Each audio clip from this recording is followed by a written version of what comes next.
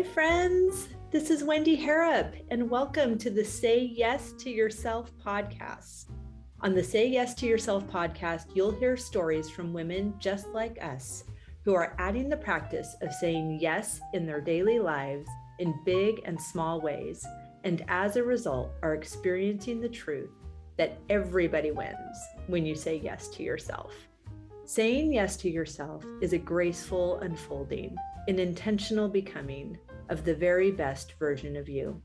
It is my hope that in these conversations, we are able to find our truth and be inspired and empowered to live our very best lives. I'm so excited to go on this journey with you, and I look forward to finding a bit of our own story in each other's.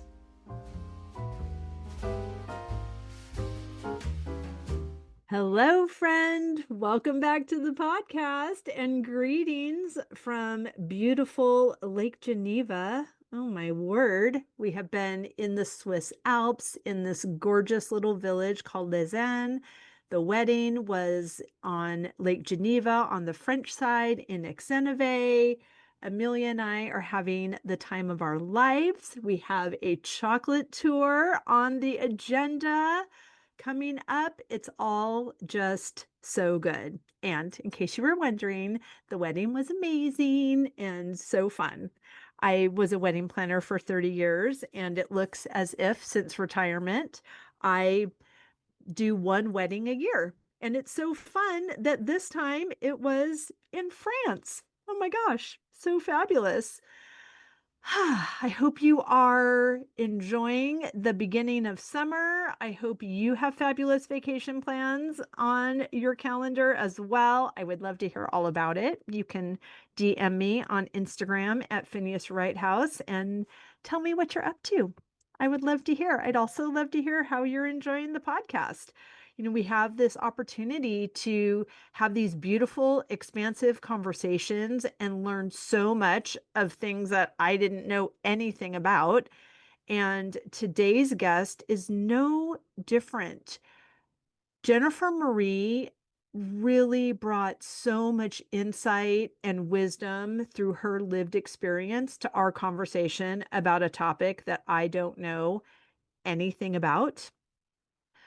And I'm so excited to have you listen to this conversation as well. Jennifer Marie is a best-selling author and the founder of Genspire, a business dedicated to fostering understanding, acceptance, and empowerment for individuals, families, and organizations navigating the complexities of gender identity.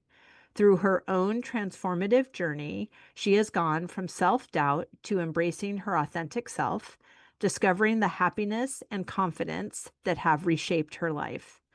Jennifer is dedicated to fostering understanding and self-acceptance for those on their gender-diverse journey.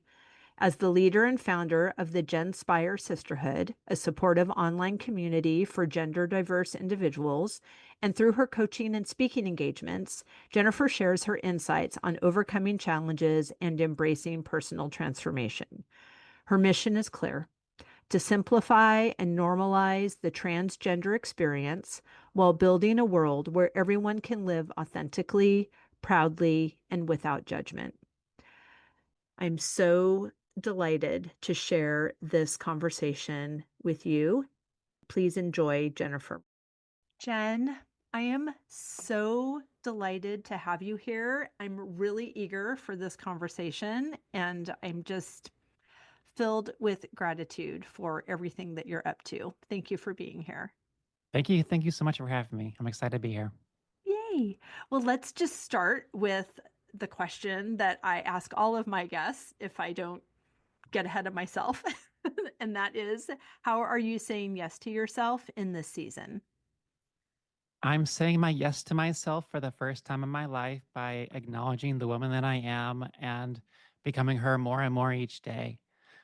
When I started my journey, when I was about 4 years old, I was told that when I was wearing women's, it was a grandma's silk peak robe and nightgown. And when I was wearing this, I was told that it's not funny anymore and you need to stop after a while. And it pushed me down and it pushed me to buried Jen so far deep that I didn't even allow myself to understand what was going on with me. I didn't allow myself to explore it, and I just let it be closed for the next 30 something years. So I'm finally getting to be me, saying yes to myself and saying yes to the world.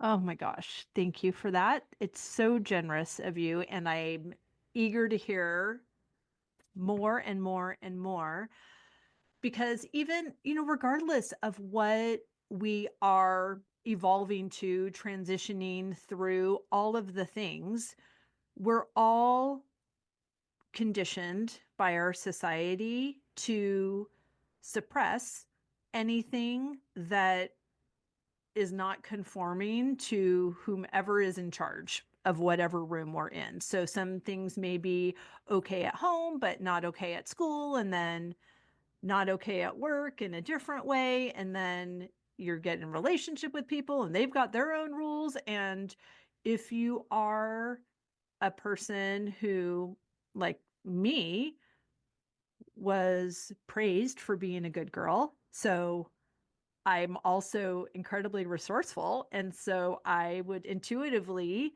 figure out in record time what is this person's definition of good girl and then be her. And then be, I mean, I should work for the CIA. Like, I'm very good at morphing based on my environment. And I think, Hmm. of course, there's appropriate times to do that. But this was a life skill that was not serving me. And when I started to use my voice, use my agency, realize that I had a voice and agency and that they happened to be different from the role I was playing in my own house, in my own marriage. And this is like such a long way to a ham sandwich. I have a question in here, I promise. But what I found was for me, because it was new in its outward expression, and part of it was new on the inside too, but there was kind of a pendulum swing. So I was so conforming that I'm going all the way to the other end where it's like, and you will leave, and you will leave, and you will leave, and you will leave, and I'm like only creating this tiny tiny bubble where I can grow and give space for myself. And now I'm coming in. So it's kind of like this compliance to defiance. And I'm moving now into a place of alliance, right? Where like I'm finding alignment with myself. So Mm. was your journey similar in that like pendulum swing, or am I the only dramatic one here? I mean, my life is very, very different than it was now. I mean, back then it was, um, as you kind of pointed to, I think like the world tells everyone that this is how you're supposed to be, and sometimes you try to conform to that. But I I did it for as long as I could, and then my body started telling me that you can't do this anymore. I literally, as I was really diving in deep and trying to understand who I was, I got shingles and kidney stones within 6 months of each other, and didn't feel like I could tell the world because what causes especially shingles, stress. Well, and I couldn't tell anybody what was going on with me, why I was so stressed. So I just suppressed it and tried to conform. And now I'm done conforming, and I'm changing the game for a lot of people. Say more about that. So last year was this beautiful blur, because last March I felt called to write a book about my journey and answer the questions that everyone is too afraid to ask. There are so many questions that people have of trans people, and I have become that person that people can ask anything to, even the inappropriate questions. And I teach people in the book that I'm going to answer all these questions, but don't ask the trans people in your life these questions. They can cause dysphoria. They can be triggering, and I'm the one person that people can ask anything to because I want everybody to understand. I want them to be able to comprehend this complicated thing that can be being transgender and gender identity, because it's so new to a lot of people. And it was so new to me. And in a way, about 3 or 4 years ago, when I started really diving into it and understanding it. So I've done so much research, been through it all, had a successful transition because of the way I did it. And I'm very passionate about being forward and creating those conversations that allow people to begin to understand something so complicated. Right. I appreciate that. And I appreciate your generosity in inviting questions. And not only in your answers, not only are you answering the question and educating the petitioner, but also offering education to the petitioner about the level of appropriateness of the question. It's obvious and easy to say, like, oh, clearly this is happening to you. And it's people have so many questions about gender transitioning and whether you're doing that medically or, just, I don't know. Surgical. Yeah, Yeah, thank you. I absolutely. have no words. I You're love good. you. And I'm probably like, I'm glad you're decided that you're not triggered, but I'm probably going to say things incorrectly. But I'm so That's okay. like here for this conversation and holding space for you. Well, honestly, I love these conversations. I love these conversations because I'm that person that's not triggered by anything you say. You are wanting to learn. Um, you are open. You are treating me as the woman that I am. There's nothing that you could say wrong. It's very gracious. And that's the part I would like to learn from you. People, they are inquisitive. And there's a difference, though. I mean, I'm in the incredibly long process of a divorce. I'm really look forward to say when I was going through my divorce. That will be a beautiful sentence. Absolutely. But in this time of people understanding, it's I've noticed there are two. This is obviously generalized, but there are two buckets of how these inquiries come. So there is curiosity and there is care, right? So when someone in my world Yep. gets the news that is now no longer new, but that we are ending our marriage, Hmm. there were two questions. There was, oh my gosh, what happened? And then, oh my gosh, how are you? Hmm. And one is motivated by curiosity and one is motivated by care. And I was listening to Glennon Doyle's podcast, and they were talking about this as well, and how just human nature, when someone dies young, one of the first questions is like, oh my gosh, what happened? Because the person is trying to figure out what is the likelihood of this also happening to me. And so if you tell me what happened and it's, oh, they had lung cancer and they smoked their whole life, okay, I don't smoke. So that's not going to happen to me. Or what happened in your marriage? Oh, whatever, he beat me, he cheated on me. Which, gosh, would that have been easier? Death by 1,000 paper cuts was my experience. But they want to know, like, oh, oh, he cheated on me with his secretary. Oh, good, my husband has no secretary. That's not going to happen to me. Where the care is, oh my gosh, how are you? That's the person that I want to have a conversation with. They've removed themselves from that equation and they are actually present for the answer because they want to know how they can be in service, right? Yeah, they're focused on you, and that's exactly what they should be. Yeah. Absolutely. Yeah, which is interesting because I want everybody to focus on themselves. But sometimes we do have to talk to other people. And when we do, we should shift that focus. Absolutely. So, how has that played out in your education to people that you know? And however, like, how are you soliciting these questions from people? So before I came out I created this whole plan, and because I'm very strategic minded, I have an MBA. So I was trying to come out in this very big world. Like, I was the most public facing person in my organization here locally.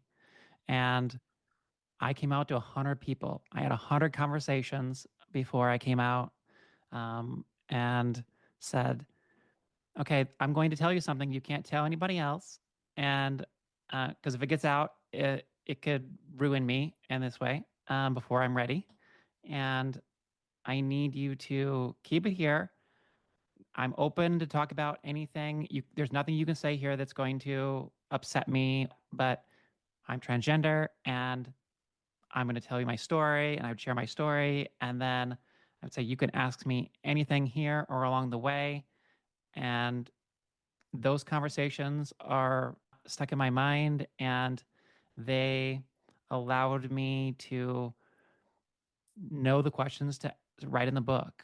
Like, Right. because when you have 100 conversations, like, you get a lot of questions. And the thing that shocked me as I began all of these questions and things was that there was not a question that I couldn't answer. Oh, beautiful. I love that. I love how, with anything, right? Mastery comes from repetition. So you gave yourself the space necessary to prepare your TEDx talk, right? Like whatever it's just like everything. Oh my gosh. And how we do one thing is how we do everything. So I love that you used this strategy that you would learn in a business if you're beta testing a product and you have a small focus group and you're just getting proof of concept, and how you can tweak before you let it out to the mass population.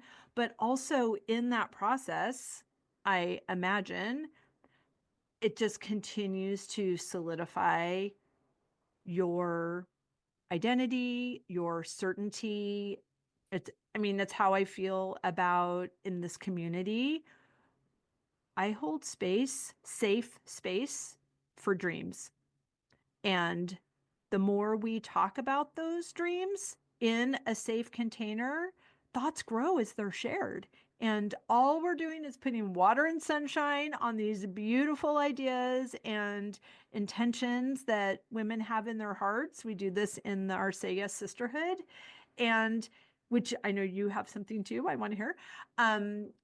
But it's just so beautiful because it's a container, it's a vortex of goodness that multiplies growth and expansion while also grounding it in the person, so that when the time comes that they do say that out loud to somebody who's not in her vortex, they can answer all the questions. They can, or know that I'm actually not available to have this conversation with you. So I'm going to give you the tiny answer that's going to satisfy the tiny bit of your curiosity, but you actually have not gained access to this because I decide who I share this information with and who I don't. Like, you don't owe anybody anything.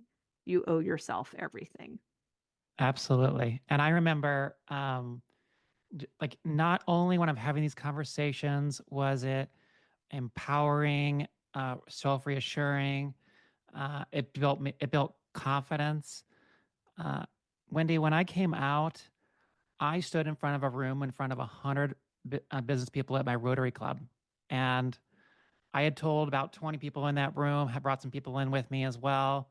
But I stood up there and gave that speech October 5th of 2023, and my last day in guy mode. And I was confident. I was the person that was terrified of public speaking at one point in my life. And I knew that day that my confident feminine energy just took over, and I just delivered it with poise, and I actually recorded it, and so it's out there on the web that people can see. We can talk about that a little bit too. But yeah, it was the best experience, and it empowered me to continue to do the things that I was going to do. whether that's creating my business, my book, kind of launching public speaking, all these things. So I love it. My cheeks are sore. My smile is so big. I wish I was in that room. I don't know if I would have wanted to be in the 20 or in the 80 to just, because of course, from the 20 people, which I mean, you have to have your tribe, right? Like, and I don't mean to trigger anyone by using that word. You have to have your people, and those are the expected smiles and beaming. So I think I'd like to be in the 80 because I'd like to be the person who didn't know. Like I was reading your bio this morning because we got connected really quickly.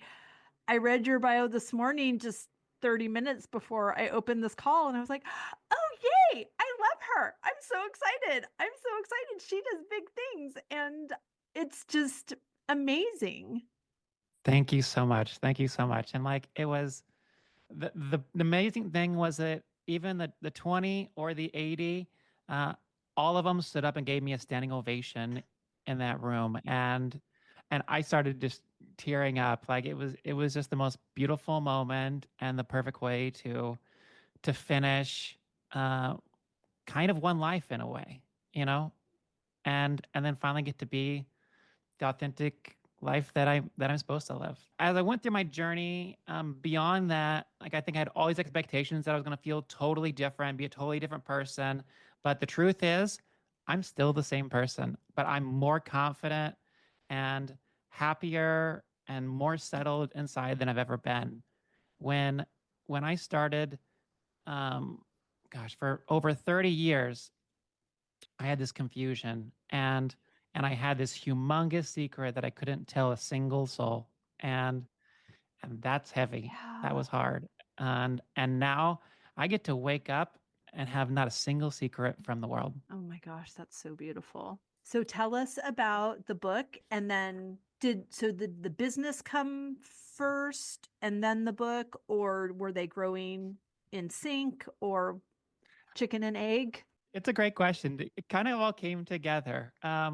So first, let me kind of tell kind of how it began. Okay, so but one of the unique things to my journey is that I was and am still a Christian. Awesome. I was sitting in church in March 2024, and the pastor said, "Open your hands and just let God speak to you."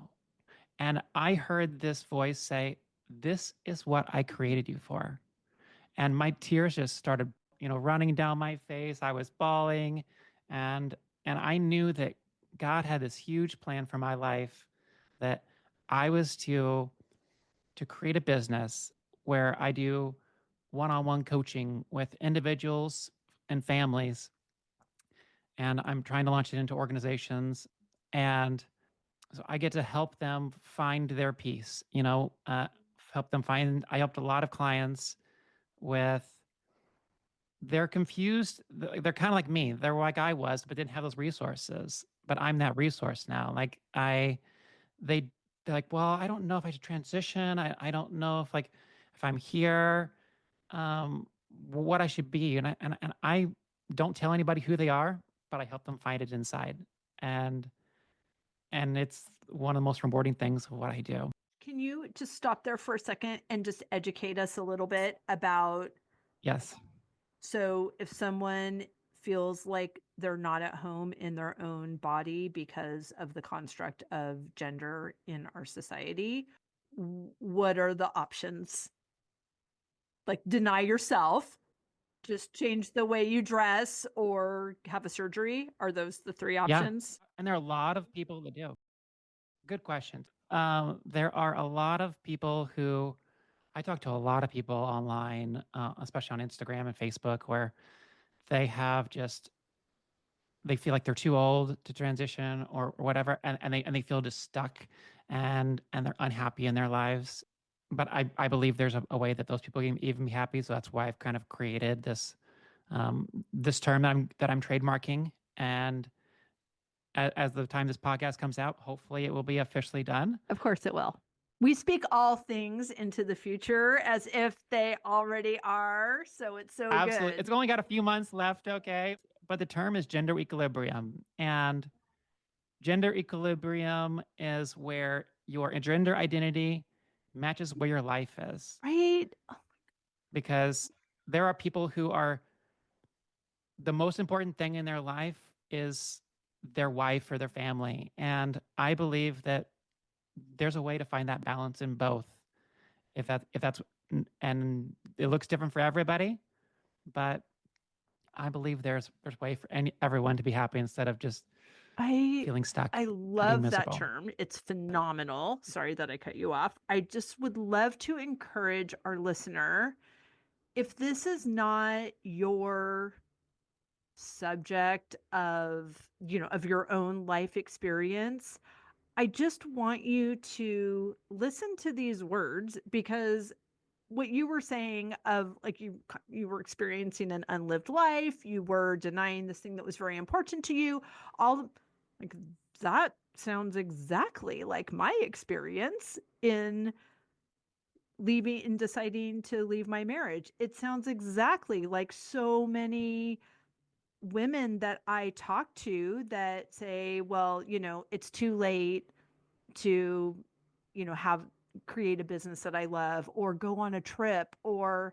all that, which is why I do this, why this podcast is in existence, to just normalize the yes and forget the whatever restrictions we think are there. Like, the desire is proof that it will work. So if we can just put that beautiful, darling jacket on every day of the desire is proof it will work. And what does this day look like if that's the filter that everything is running through? So I love this process and I want you to continue, but it's this equilibrium, this gender equilibrium, which is brilliant, and this personal alignment. Like, it's not, well, how is this going to look in my family? No, it's the relationship that's important is the one between you and you. And it's this, your inner being, your inner knowing, Christ within you, God, source, whatever you, I'm also Christian. And it's that relationship. If that one's right, all the other ones either fall in line or fall away. So please continue, and everyone will hear from their own Absolutely. beautiful filter. Well, yeah, because I love what you said about it. Like, because everyone can find something in my story. Like, whether that's because everyone has a truth that a lot of people have a truth that nobody else knows about. And it really resonates with people because what kind of secrets do you have in your closet? And sometimes it's like you want to feel more authentic and and stop hiding who you are, or get out of that, like you said, get out of that marriage that's bad or whatever that is. So that's really good. But to go back and answer your question about what does transitioning, let's say, look like? What does that look like? Well, yeah, like you said, like if people, let's say, I know that they're trans, that they can either just sit in misery, they can find a way to express it, like I was doing for over 30 years of just wearing women's clothes and putting on makeup and trying to feel like myself. And there are people who we do this, there's this thing called underdressing where people wear the feminine garments underneath their clothes, and that makes them feel connected to themselves. There are a lot of people that do that. And that was something that I never was able to do. I tried it and I just felt conflicted and like Sure. it just messed me up. And honestly, it was in the end, it was one of the biggest signs that I was not dual gender as what I was trying to call myself. I was trying to live the two lives and it was not meant to be. So, and then that would also be like non-binary. So you can also change your pronouns, or is that something totally different? You can? Okay. That's a great question. You totally can. So people can choose what pronouns that they want, no matter where they are in their journey or what that looks like. And some people try on pronouns, and some people, say, no, that's not me.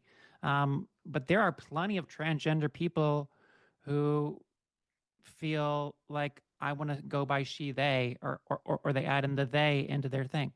I'm the most binary trans woman that you can find. So I'm definitely a she, her, but that's just me. But beyond the pronouns, there's no right or wrong way to transition. It is up to each individual. But some people do hormones. So I started on hormones about 2.5 years ago. And so you have to have for a male to female transgender person, you have to have a blocker for the testosterone, and then you have to have the estrogen supplement through estradiol. So you have those things, and but that's not required. There are some people who just choose to do surgery, Okay. and there are some people who just choose to do both. A lot of people choose to do both. I've done a little bit of both myself. I shaved my trachea. That was one of the ones that I did, and then I did one private gender affirming surgery as well myself. Okay. But there are people who just choose not to do anything, or they Sure. can't afford to do it, and Sure. they are still just as valid. I'm interested and appreciate the transparency and the education because I love people and I don't care. I mean, I care for them. I have no personal Right. agenda about their choices unless they are a person who has a personal agenda about everybody else's choices.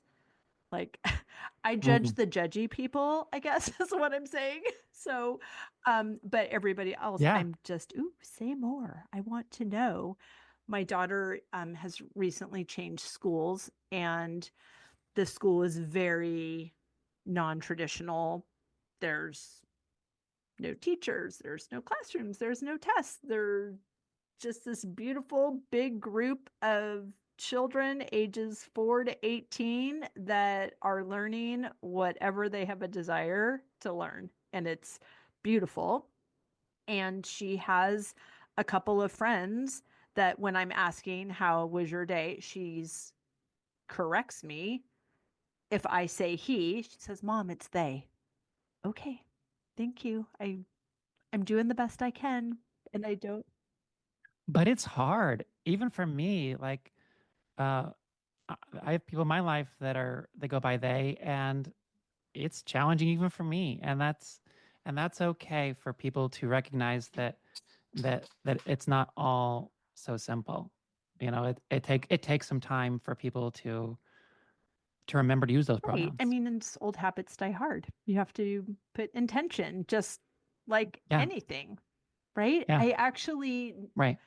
not at all. I mean, I know you know my heart already and my intent. I am not trying to diminish your journey, but I'm finding so many parallels in every single Mm. person's journey that I just think it's so beautiful that you're able to have this platform, write this book, do this gorgeous work that not only validates what this person has been experiencing in isolation, but it is so normalizing. And I understand in this beautiful, safe space, and it sounds like your church is also a beautiful, safe space. I'd love to hear more about that. Absolutely. And not everywhere is a safe place, and that is heartbreaking. And so I have two questions for you in there. I want to know um, how delighted and aligned with the gospel of Jesus Christ, which is love and truth. And like, those are the only things Hmm. that are still applicable in this day and time. Other things are outdated. Yep. Um, how your church community was truly a community for you so that you remained a Christian. Um, and Yep. and then how can we support and help and champion in a broader environment, society, culture, country that is not as excited about everything you're up to as I am? Great questions. So, when I started going to my church, first off, I've gone to some really extreme churches, and that really made me Mm, bury everything deeper. Uh, Even when I was married, uh, we were attending a church that was literally preaching LGBT hate weekly, and I just eventually started saying, "Yeah, I'm just going to get work yeah. done at home," and just I couldn't take it any longer. But first off, I very much believe that even at those churches, and I've seen it, there are people who do not agree with it. And I believe that the majority of people in this world don't really care. Like you said, like in that way, it's not a mean thing, whatever. They just don't Right. care. Do your life. And I would like nobody to restrict me being me also, which is why that's Absolutely. a part of what motivates my complete love and acceptance of what everybody's doing. Yeah. But when it comes to churches, it is harder to find the right church that is believes in preaching love and acceptance, like you mentioned. And so I tried several churches out here, and there were plenty of that were nice, but I needed to feel like there was a space for the we call it the queer community sometimes, instead of just saying LGBTQIA plus. So for the queer community, I wanted to see other queer people there, and because that's when I really felt welcome at home and with my people. And so I found a church that I was going every week in guy mode. Okay. That's what we call it until kind of when you're still presenting as a guy and you know you're kind of something different. Um, and so I was presenting in guy mode, and then eventually I felt confident to come one week in guy mode when I was taking my kids, and then the next week I would come in girl mode when I didn't have my kids. And so back and forth. And I knew this was the church for me because they accepted me both I ways. love that. When I first stepped into that church as Jen, I wore 3-inch heels. I'm only six Awesome. two, so I stood out, but I owned it, and and it wasn't, we'll call it, fully passing at that point. But everyone was kind to me. After the first song, we kind of shake some hands, good morning. I had about 10 people want to shake my hand that day and say, "Are you new? You know, so excited you're here. Are you new here?" And I'm like, "No, not really." Oh, I love that for you. I love that for them too. I love it for Yeah. that is community. Yeah. Oh, it's so good. Now I have a question about your kids, but okay, go on. Okay, so I'm going to answer your other question first, okay? So to answer your question, you said what can people do? And honestly, it's pretty simple. Um, People should continue just to be kind to people, all people. I mean, that's pretty simple. And then two, when there are people who say negative things, please speak up, Hmm.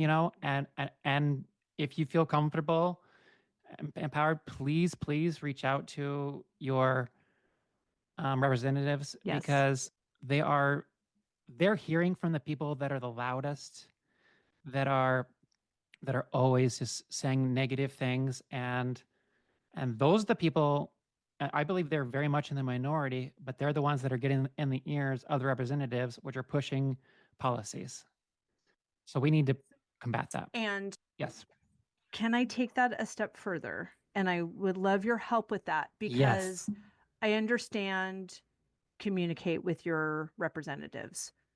Okay, what does that mean and what exactly would I say and what is the right thing to say? Because I'll make a phone call. Oh my word, will I make a phone call? And but do you have a script? Do you have a script that you can send me that I will put in the show notes of what is I can create something. That'd be great. I want to make the call. I want it to be an effective call. I want like you have, oh my gosh, I'm so excited. I have such a good idea right now. Um, you're so fun. I love your idea. I am an idea factory and I feel like start to feel it in my body now, which is so fun. So like you did with these 100 conversations, mastery comes from repetition. So if I have a script, I'll call every number there is to call, and I will leave that message. And because it's going to be cemented, it's going to create muscle memory. As I'm saying it, I'll be able to say it to other places too. So just if you could provide a script, and then, I would love yay, to. I'm super I would love excited. to. I really think that that's helpful. And if there are words or times that it's more impactful. And I mean, I know one thing that I'm learning, and I get it, sweet listeners, I'm late to the game because I just, whatever. Now I care, and now I have a microphone. So I'm, like when you know better, you can do better, You're never too late. right? I appreciate that. So Yeah. I thought that I could only be mad or push against something when it got to the top. But this is like, it starts with the school board. It starts with who are the volunteers on the boards Mm-hmm. in these small communities, because that's the feeder pool for the other people we vote for. So it's really Yeah. important. And you were going to say it's never too late. I want people to hear that in your words. It is never too late to stand up for what's right. And don't think, well, you can think I wish I would have done this sooner, but don't beat yourself up over it. Because even 3 years, 4 years ago, I one of the most unique things is I was LGBT hateful myself. I was, because I didn't understand it, and I was told these things in the churches, things that I went to, that it's wrong. And it, when I opened my mind up and did the research and reflection and dove into the Bible, I realized things were different, and actually finally was able to be authentically myself and help others in that way as well. So don't beat yourself up. Right. I mean, it's the same with Pilates. Yeah, I probably should have started that 5 years ago too, but whatever. It's like we're just right. But whatever. Now is the time. But now is the time, and you take care advantage of the time now. And you'll know if you feel a passion about something like that. Yeah, go do it. And a lot of times, anger is where passion is born.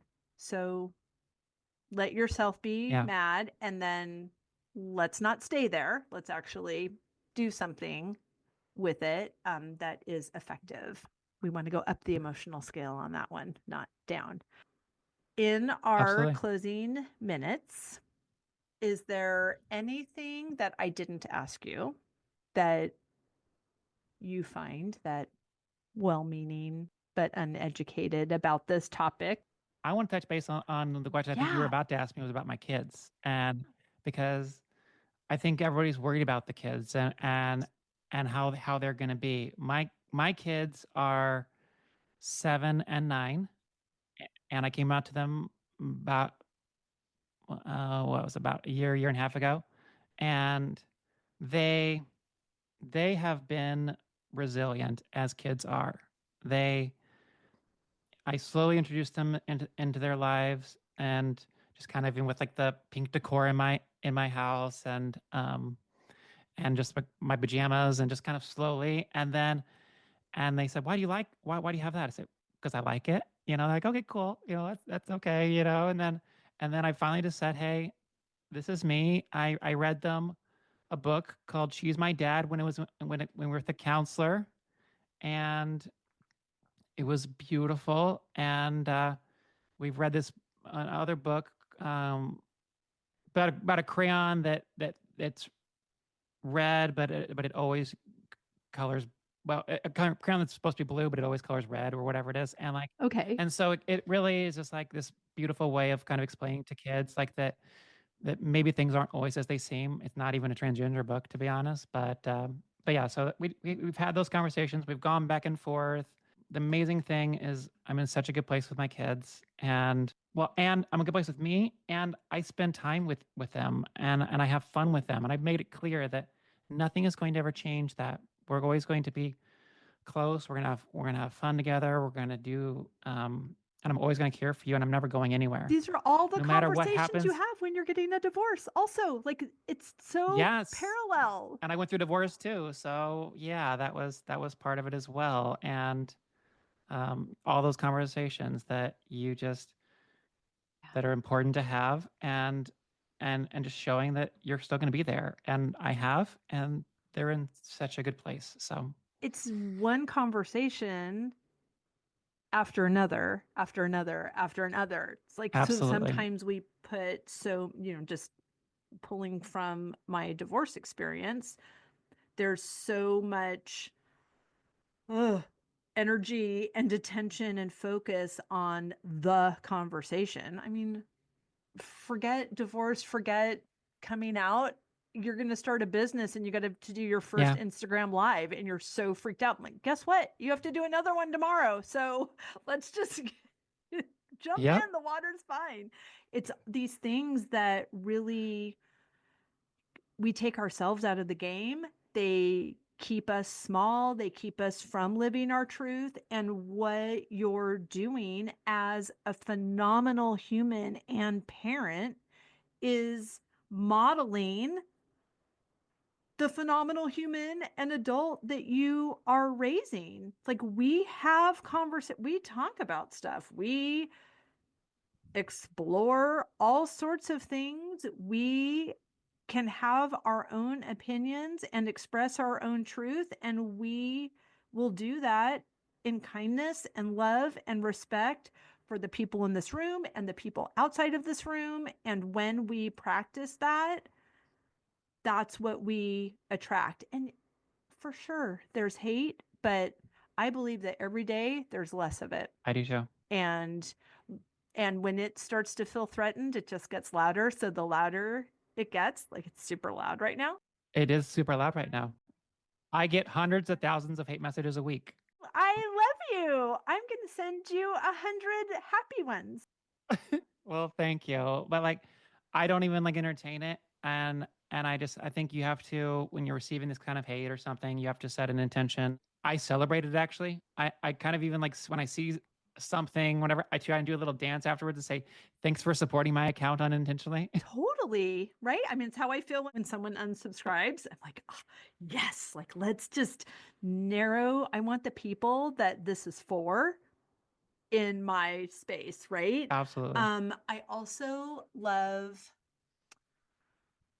when you do this work, regardless of what your catalyst is for this spiritual alignment and development, and you recognize how that hate communication has everything to do with them and nothing to do with you, and you Mm, can actually be unattached and even float some compassion over there and do what you need to do to feel yeah, safe and protected. And like, you don't have to read it, you don't have to, you can even turn off comments, like whatever, you can do whatever you want because you get to do whatever you want. absolutely. Well, and I think people need to think about it.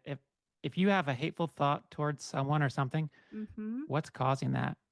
Like when it comes to something like this, like what are you repressing or what are you hiding? Because I wasn't out there trolling people on the internet, but I had those nasty thoughts in my mind too, and I was repressing myself, and that was that. I think that's what it all stemmed from. Oh my gosh. I could talk to you all day because I have 1,000 questions and I think we have so much to say. And I love it. So tell everyone where they can find and follow you, where they can get their hands on the book. Do you have a podcast? Because if you don't, I believe that would be what's next for you. It's something that I'm really wanting to do a podcast eventually. But I want it to be more than just about. I want it to be about gender norms, and um, there's a secret that eventually that I'll come out to with it. But it's going to be more than just about gender identity. It's going to be about gender as a whole and the struggles that people have. And the triumphs that people have. Yeah, it's going to be powerful. Absolutely. The triumphs people have Yeah. and some other things as well, but it'll be really good. But yeah, so, but people can find me on Instagram, really all of the socials. I even joined Blue Sky recently because there are some people in my community that are feeling not welcome on other platforms and they want to feel happier. And Blue Sky has been a good platform for them as well. So I'm on Instagram, Facebook, uh, TikTok somewhat, YouTube, and Blue Sky. That may be all of them. I don't know. But they're all at Love, LUV, Jennifer Marie. It's Jennifer, Jennifer, Marie, Marie. And and so you can find me all that Gorgeous. way. I have all my links, through those platforms. I love Jennifer Marie, um, but my website is Genspire. That's JENNSPIRE.com. You can find all of my coaching and um, community through that. So, real quick, one thing you mentioned, Wendy, was that I have my own community, and we call it the sisterhood as well. It's the Genspire Sisterhood. Love it. If you haven't figured it out, Genspire is because I'm trying to inspire people. So Gen Inspire, that's kind of what it is. So good. And so in my sisterhood, it's more than a support group. We have fun together, we grow together, and are there to lift each other up when the world's trying to drag you down. And it's been this beautiful place that's rapidly growing all the time, and I just love it all the time. We're having a book club tonight with one of my favorite books, so it's a it's just so uplifting to be a part of it, and for anyone that's gender diverse. We don't care where in the spectrum that you are, and as long as they're not, we'll call it a cis person, non-trans. I mean, we have cross-dressers and all kinds of people throughout this process, and we embrace each other where they are and their journey. Oh my gosh, I love that. And then tell us about the book. And the book is called Ask Me Anything: My Transparent Transition Story. And you can find it on Amazon. The easiest way is to Google Ask Me Anything, Jennifer Marie. And it was a number one bestseller in the first week, beating out a lot of some big names, including Elliot Page's book. And yeah, it's powerful. Honestly, I wrote that book for people who don't understand. I have a lot of the gender diverse community that are supporting it, and they find themselves in this book. And I knew that they would, and they're going to highly support this. But I wrote it for anybody that wants to understand gender identity. And as I tell my story, I teach a lot of along the way, and then I ask all of the questions that you've been thinking and are just too afraid to ask, and probably shouldn't ask many people in your life. And I answer all those questions, including what's in your pants, and because honestly, it's a question that a lot of people have. Such an inappropriate question. It is, but I still believe even questions like that are kind of, even to have someone answer them and kind of teach you about like how some people are okay having what's in there and some people are not. Like I even use that as a teaching moment. I Sure. think you grow and understand it even better.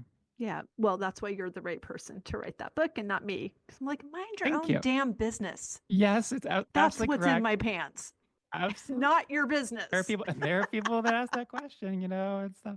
My gosh, you're such a good person.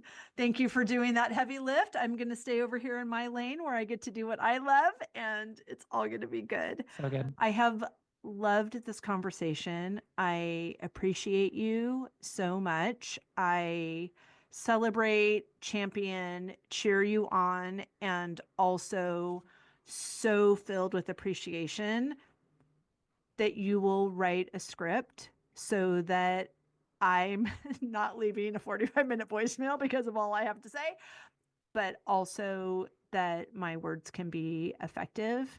And I mean, that's all I want in Absolutely. every word that falls out of my mouth. I want to be effective. So I really appreciate you bridging that gap on my behalf. Absolutely. And I want to leave people with one last thing is like, when you're in doubt, be kind. And if you are struggling with something in your life about being authentic, just take one little step towards being more authentic. Right? these are universal principles. Absolutely. Baby steps make the difference. It's Yeah. so good. Thank you, Jen.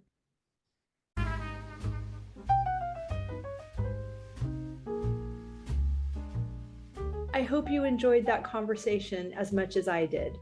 As always, any links or notes mentioned can be found at phineaswrighthouse.com in the podcast section of our site or in the show notes below. And if you haven't connected with me personally, come find me on Instagram at Phineas Wrighthouse and let me know you listened to this episode. I'd love to get to know you. Thank you for sharing this time with me. I know your days are full, and I'm really grateful that you chose to spend some of your precious time right here. Be sure to subscribe to the podcast so you don't miss any of these delightful conversations.